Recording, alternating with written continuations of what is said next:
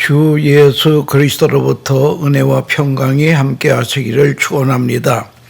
오늘은 마태복음 6장 25절에서 34절 말씀을 봉독하겠습니다. 그러므로 내가 너희에게 이르노니 목숨을 위하여 무엇을 먹을까, 무엇을 마실까, 몸을 위하여 무엇을 입을까 염려하지 말라. 목숨이 음식보다 중하지 아니하며 몸이 의복보다 중하지 아니하냐. 공중의 새를 보라. 심지도 않고 거두지도 않고 창고에 모아 들이지도 아니하되 너희 하늘 아버지께서 기르시나니 너희는 이것들보다 귀하지 아니하냐. 너희 중에 누가 염려함으로 그 키를 한 자라도 더할 수 있겠느냐. 또 너희가 어찌 의복을 위하여 염려하느냐. 들의 백합화가 어떻게 자라는가 생각하여 보라. 수고도 아니하고 길쌈도 아니하느니라. 그러나 내가 너에게 말하노니 솔로몬의 모든 영광으로도 입은 것이 이 꽃 하나만 갖지 못하였느니라. 오늘 있다가 내일 아궁이에 던지는 들풀도 하나님이 이렇게 입히시거든 하물며 너희일까 보냐. 믿음이 작은 자들아, 그러므로 염려하여 이르기를 무엇을 먹을까, 무엇을 마실까, 무엇을 입을까 하지 말라. 이는 다 이방인들이 구하는 것이라. 너희 하늘 아버지께서 이 모든 것이 너희에게 있어야 할 줄을 아시느니라.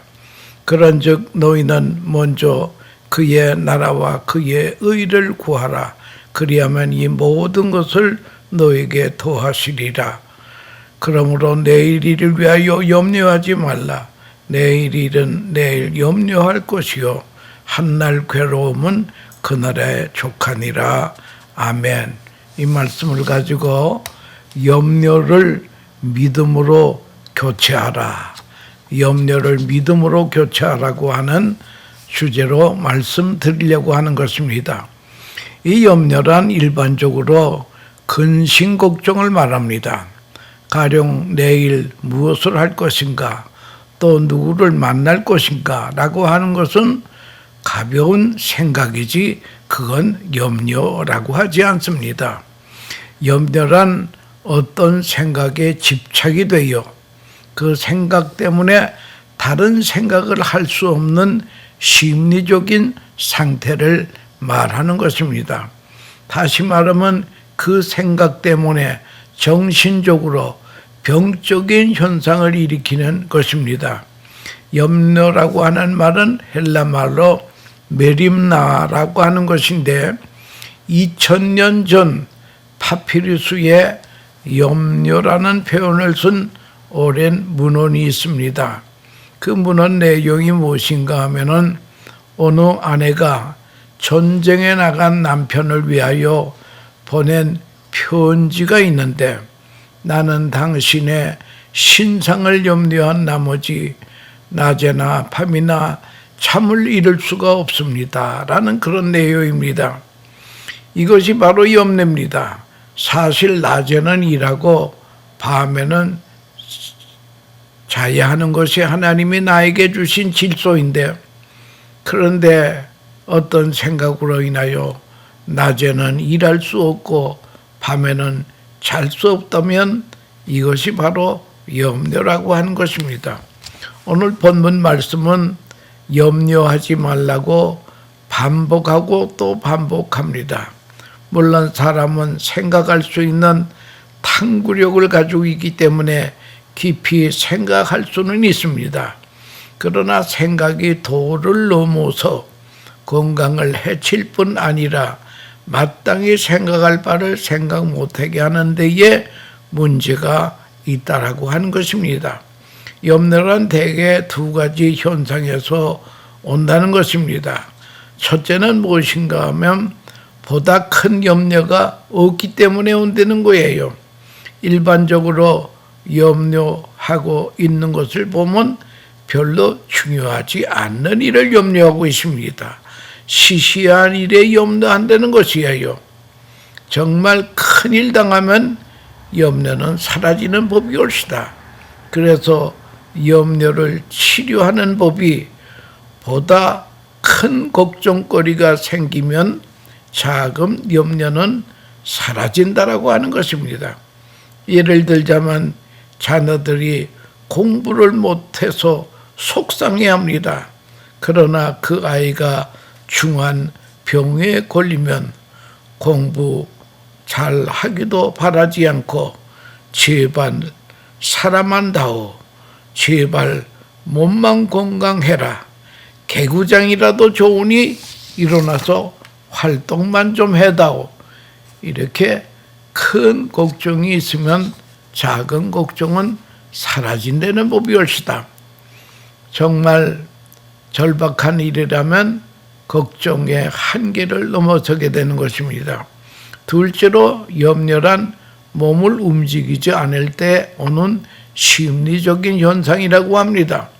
일반적으로 몸을 움직이면 염려는 사라지는 법이 옳시다. 움직이지 않고 생각만 하면 생각이 생각을 낳고 끊임없이 생각만 하게 됩니다. 쓸데없는 것까지 모아서 염려하게 됩니다. 어떤 문제에 직면하게 될 때에 당장 그 일에 대한 행동을 취하면 염려는 생각나지 않는 것입니다. 그러므로 염려란 행동으로 옮기기 전에 생기는 현상이라고 하는 것을 말하고 있습니다. 고민이란 갈까 말까 할 때 생기는 것입니다. 일본 격언에 이런 말이 있습니다. 갈까 말까 하는 길은 가지 말라. 먹을까 말까 하는 음식은 먹지 말라. 만날까 말까 하는 사람 만나지 말까. 죽을까 말까 할 때는 살라. 일반적으로 우리의 고민은 결단을 바로 내리기 직전에 생기는 것입니다. 헬라 말에 판단 중지라는 중요한 말이 있습니다. 어느 순간에 판단을 중지할 때가 있습니다. 사람은 아무리 생각해도 완전할 수는 없습니다. 가령 결혼 상대자를 택할 때도 그렇습니다. 어느 한쪽은 포기해야지 모든 요건을 다 갖춘 사람은 세상에 없다는 거예요. 소위 흔히 말하는 물 좋고 정자 좋은 곳은 없다는 것입니다. 결단은 지식으로 하는 것이 아니고 의지로 하는 것입니다. 의지적인 결단이 행동으로 나타나면 근심은 끝이 난다는 거예요. 대개 결단력이 없고 행동력이 없는 사람에게 고민이 많습니다. 통계학적으로 정신병 환자는 남자보다 여자가 더 많다는 거예요. 특히 인간관계가 약한 사람에게 더 많이 온다는 거예요. 아이들을 많이 키우는 분주한 주부는 정신병 일어날 염려가 없답니다. 시간적 여유가 없기 때문입니다. 그러니까 시간적 여유가 현대인의 문제라고 하는 것입니다. 요인을 만들어냅니다. 이스라엘 격언 중에 부모가 자녀에게 비즈니스를 가르쳐주지 않는 것은 도적질을 가르쳐주는 것이다 라는 그런 격언이 있습니다. 움직여서 일하는 방법을 가르쳐주지 않으면 먹기 위해서 도적질을 할 수밖에 없다라고 하는 것입니다. 잠언서에도 보면 게으른 사람은 밖에 맹수가 있다 하느니라. 아니 나가 보지도 않고 밖에 맹수가 있을 것이라고 해서 염려합니다. 미리 포기해버리는 사람을 가르치는 말이라고 하는 것입니다. 행동하지 않는 자에게는 염려는 끝이 없다는 거예요. 성경은 분명히 염려하지 말라라고 명하십니다. 그러면 염려하지 말아야 할 것을 구체적으로 생각해 보세요. 첫째는 염려라고 하는 것은 무용지물이라는 걸 알아야 됩니다. 염려하지 말아야 할 이유를 설명하고 있습니다. 사실 염려해서 되는 일은 없습니다. 염려를 살펴보면 과거에 대한 염려예요. 우리는 지나간 일에 대해서 걱정을 합니다. 과거는 어디까지나 과거시다. 흘러간 물이라고 하는 것입니다. 어느 대학 총장님이 졸업하는 날 졸업생들에게 좌우명이 될 만한 교훈을 합니다. 졸업생 여러분, 단단한 나무에 톱질을 해야지 톱밥에다 톱질을 해서는 안 됩니다. 아무도 톱밥에다 톱질을 하는 사람은 없을 것입니다. 톱밥이라고 하는 것은 이미 과거라고 하는 것입니다. 과거에 톱질하는 것은 어리석은 사람이라고 하는 것입니다. 지나간 일 염려해야 소용없다는 거예요. 우리는 지난 것에 대한 것에 매일 때에 다음 미래에 근심이 많아진다는 거예요. 여러분, 염려를 가만히 조사해 봤더니 말이에요. 50%는 앞으로 일어날까 말까 하는 일이라는 거예요. 가능성은 절반밖에 안 된다는 거예요. 그럼 일어나지 않을 일을 가지고 염려한다는 거예요. 우리 미래란 우리의 것이 아닙니다. 다음에 우리는 남의 일에 대해 걱정을 합니다. 어부가 고기 잡으러 바닷가에 나갔다가 풍랑을 만나 죽었습니다. 그의 아들은 아버지 장례가 끝나자 아버지가 타던 배를 몰고 다시 바닷가로 나갑니다. 이때에 그 친구들이 할아버지도 아버지도 바다에서 죽었는데 너마저 바다에서 죽으려고 고기 잡으러 가느냐 하고 걱정했습니다. 그 아들은 말했습니다. 너희 아버지는 어디서 죽었니? 침대에서 죽었지. 그래, 그러면 자네는 이제는 침대에서 자지 않을 건가? 여러분, 만사가 그런 것입니다. 이 염려라고 하는 것은 무용지물이라고 하는 것이고, 두 번째로 염려하지 말아야 이유는 염려함으로 손해가 이만저만 아니라는 거예요. 이 염려라고 하는 것이 병을 갖다 줍니다. 정신적으로 어리석음을 가지게 한다고 하는 것입니다.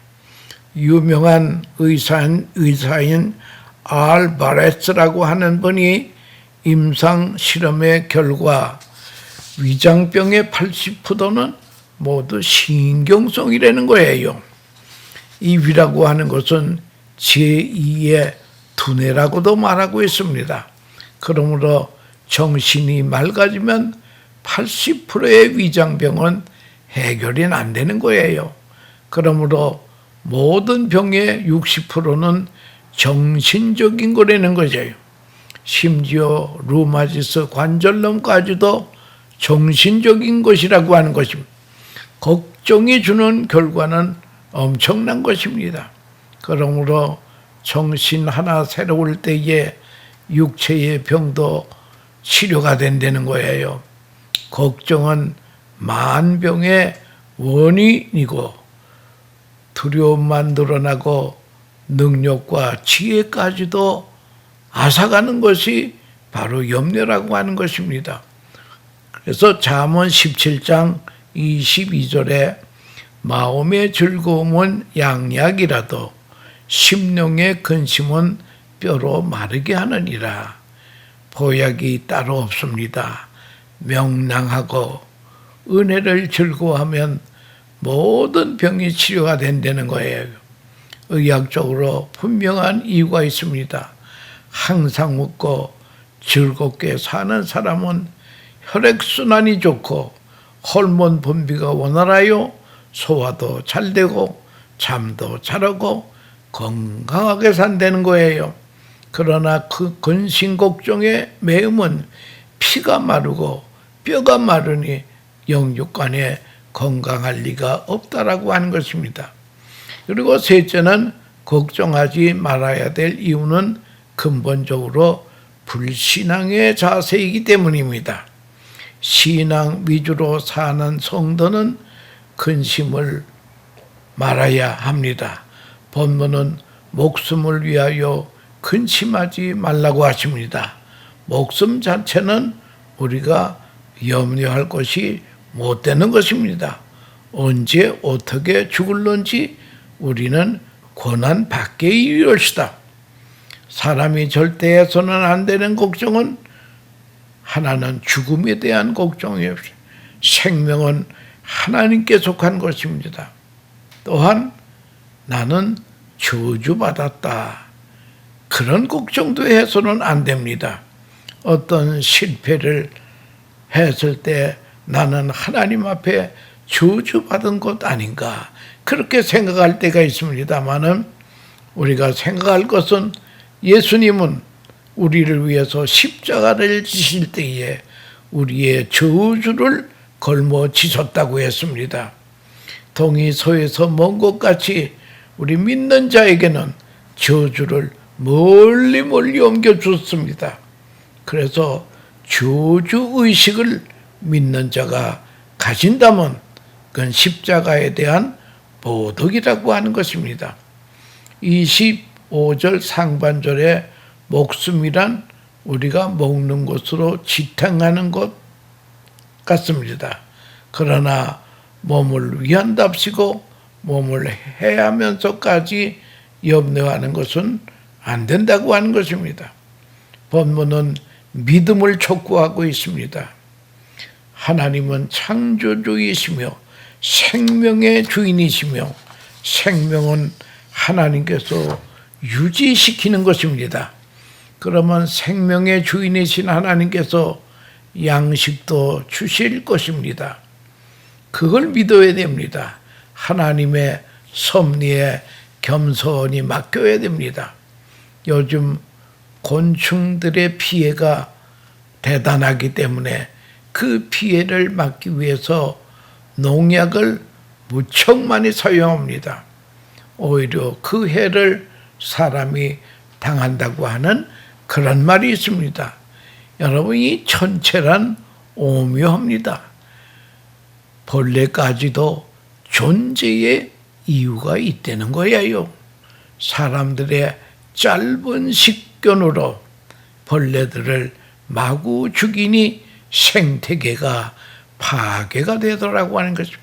생태계가 파괴가 되면 그 손해는 인간이 고스란히 받아야 된다고 하는 것이 그런 거죠.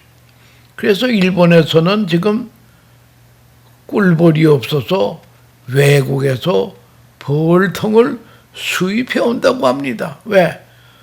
벌이 없어서 농사가 안 되기 때문에 그렇습니다.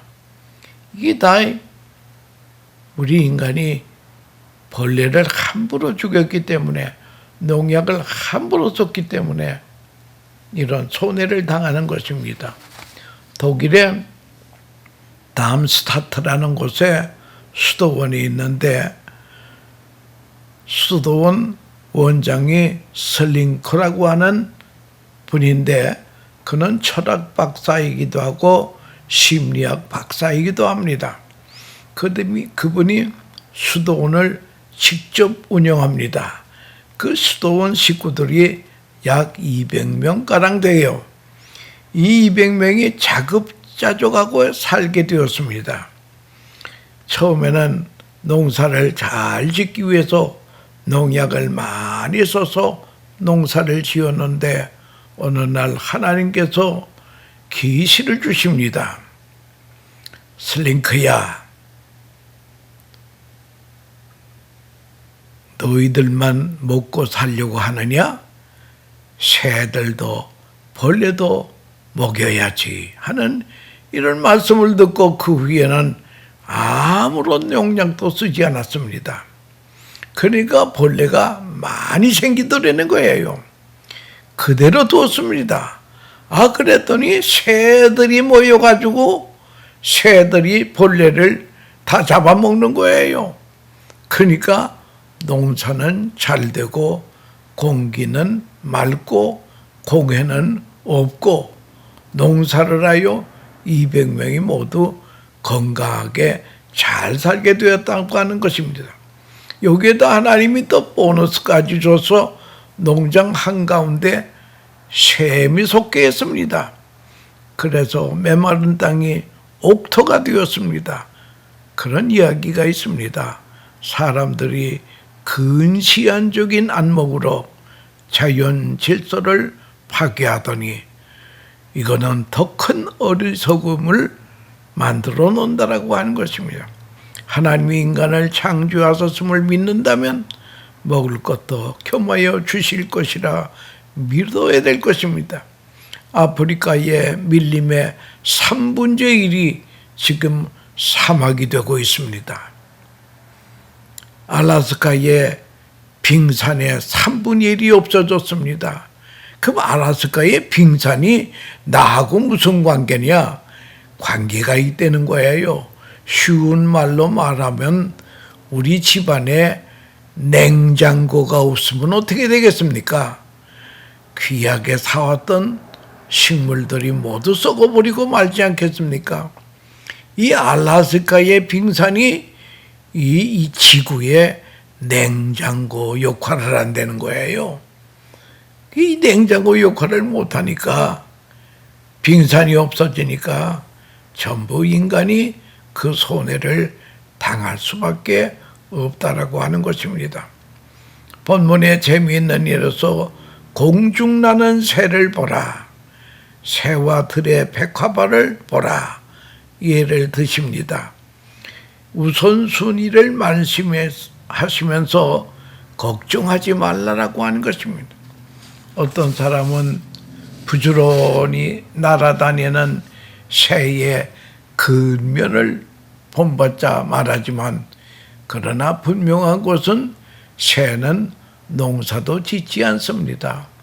새는 먹는 일만 하지 곡식 가꾸는 일을 안 합니다. 하나님은 각자에게 주신 바가 있습니다. 그러므로 주신 바 안에서 걱정해야 됩니다. 백합화는 길쌈도 안 하고 하지만 자라는 것을 보려는 것이에요. 오늘 말씀의 결론은 믿음이 적은 자들아, 이 신앙의 문제를 말하고 있습니다. 이 염려와 신앙은 밀접한 관계를 가지고 있습니다. 신앙과 염려는 반비례합니다. 우리의 신앙이 믿음이 높아지면 염려는 내려가고 염려가 높아지면 신앙은 내려간다는 거예요. 그러므로 기도해야 됩니다. 하나님의 섭리를 알고 그의 사랑을 믿으면 걱정이 들어갈 틈이 없다는 거예요. 간혹 우리는 사람을 염려합니다. 그러나 그를 보지 말고 그를 주장하시는 하나님을 보아야 된다라고 하는 것입니다. 우리 자녀들을 염려하지 않습니까? 장래가 불안하다고 염려하지 않습니까? 그러나 우리의 자녀들이 하나님의 손안에 있다라고 하는 것을 그걸 보라는 거예요. 그걸 믿으라는 거예요. 우리가 노력을 해야 할 방향은 염려를 위한 염려에서 벗어나서 믿음을 가지기 위해서 노력을 해야 됩니다. 그러면 염려는 자연히 사라지게 된다라고 하는 것입니다. 우리는 어리석게도 지금 하는 염려만 사라지면 문제는 없어질 것이라고 생각합니다. 그렇지 않습니다. 어느 장로님이 34살 난 딸을 위해 걱정을 합니다. 나는 저 아이가 시집 가는 것만 보면 죽어도 한이 없겠다는 거예요. 근데 드디어 그 처녀가 시집을 갔습니다. 그 후에 어느 분이 장로님을 만나서 이제는 걱정이 없으니 얼마나 좋으시냐고 물었더니 장로님 말씀이 늦게 시집을 갔으니 자식을 낳을지 또 걱정이 된다는 거예요. 그리고 한숨을 쉽니다. 그러니까 이분은 외손자 결혼까지 걱정할 뿐이라는 거예요. 걱정이라고 하는 것은 하나가 해결되면 기다렸다는 뜻이 다음 걱정이 다가옵니다. 해결 방법은 믿음밖에 없습니다. 빌립보서 4장 6절 말씀이 아주 귀한 염려에 관한 말씀입니다. 아무것도 염려하지 말고 오직 모든 일에 기도와 간구로 너희의 구할 것을 감사함으로 하나님께 아뢰라. 그리하면 모든 지각에 뛰어난 하나님의 평강이 너희의 마음과 생각을 지키시리라 라고 하는 말씀이 있습니다. 염려 있습니까? 감사하세요. 과거에 받은 은총을 감사하세요. 그리고 기도하세요. 하나님, 내 염려를 주님께 마칩니다. 염려의 공을 주님께 맡깁니다. 이제는 내 손에 염려의 공이 없어야 된다는 거예요. 그리고 하나님의 말씀을 믿어주면 행동으로 옮기는 것이 귀한 것입니다. 그러니까 말씀에 순종하고 감사하고 기도하면 모든 책임은 하나님이 지신다는 거예요. 내가 내 마음대로 하면 책임은 모두 내가 져야 된다라고 하는 것입니다. 하나님의 말씀에 하나님의 명령에 순종하면 하나님이 책임져 주시는 것입니다. 명령자에게 순종하면 명령자가 책임을 진다라고 하는 것입니다. 하나님이 하십니다. 하나님의 뜻대로 순종하는 자에게는 근심이 없습니다. 우리는 어느 때 숨을 걷는다 해도 하나님 앞에 갈 것이니까 걱정할 것이 없다라고 하는 거죠. 믿음이 작은 자들아 염려하지 말라고 하시면서 결론적으로 34절에 보면 그런즉 너희는 먼저 그의 나라와 그의 의를 구하라. 그리하면 이 모든 것을 너에게 더하여 주시리라. 너희는 먼저 우선순위를 알으라는 거예요. 먼저 하나님 나라를 구하라고 하는 것은 하나님 나라의 백성이 먼저 되라는 거예요. 두 번째는 그의 의를 구하라. 그래서 하나님의 의는 하나님의 말씀입니다. 쉽게 말하자면 십계명입니다. 십계명은 지켜야 구원받는 것이 아니라 구원받은 하나님의 백성이 지켜야 될 윤리라고 하는 것을 그걸 우리가 알아야 됩니다. 여러분, 나라에는 세 가지 요소가 있지 않습니까? 나라가 되려면 주권이 있어야 됩니다. 영토가 있어야 됩니다.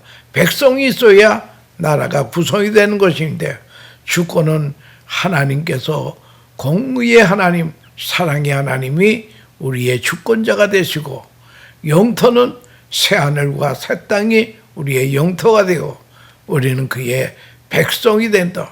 하나님의 나라가 먼저 중요하다는 거예요.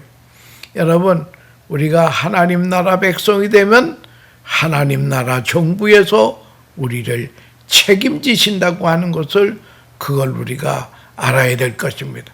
하나님의 나라 백성이 되는 방법은 간단합니다. 예수님의 십자가를 바라보면서 저분이 내 죄값을 치르시느라고 저 고난을 당하셨구나. 주님이 저 십자가에서 내 일생의 죄값을 다 치러줘서 나는 이제 하나님의 백성이 되었구나. 여러분, 예수를 믿으면 하나님의 백성이 된다는 거예요. 그러면 하나님의 백성이 되면 하나님 나라 정부에서 책임을 주신다는 거예요. 예를 들자면 미국 시민은 미국 정부에서 책임을 집니다. 오래전에 카터 전 대통령이 전세기를 몰고 평양에 가서 미국 시민권자 한 명을 구출해냈습니다. 원어민 교사로 있던 원비 그방 그가 억울하게 납치가 돼가지고 거기 이북에 있다가 협상을 통해서 구출해내는데 이 전세기를 타고 전 대통령이 평양에 가서 그 시민권자 한 사람을 데리고 고향에 데려다 줍니다. 아니 일개 미국의 시민도 미국 정부가 책임지는데 하물며 하나님의 나라 백성은 하나님 나라 정부에서 책임을 진다라고 할 것을 알고 염려할 게 없다는 거예요. 그 다음에 그의 의를 구하라. 여러분 우리 하나님이 주신 십계명 잘 지키라 이거예요. 그러면은 다른 염려는 하나님이 다 책임지신다고 하는 것입니다. 너희는 먼저 그의 나라와 그의 의를 구하라. 그리하면 이 모든 것을 너에게 더하여 주시리라. 이 말씀을 아는 사람은 많은데 뜻을 모르는 사람이 많더라고요. 이제 우리는 우선순위를 바르게 함으로 말미암아 모든 염려에서 해방이 되는 하나님의 백성들 되시기를 축원합니다. 감사합니다.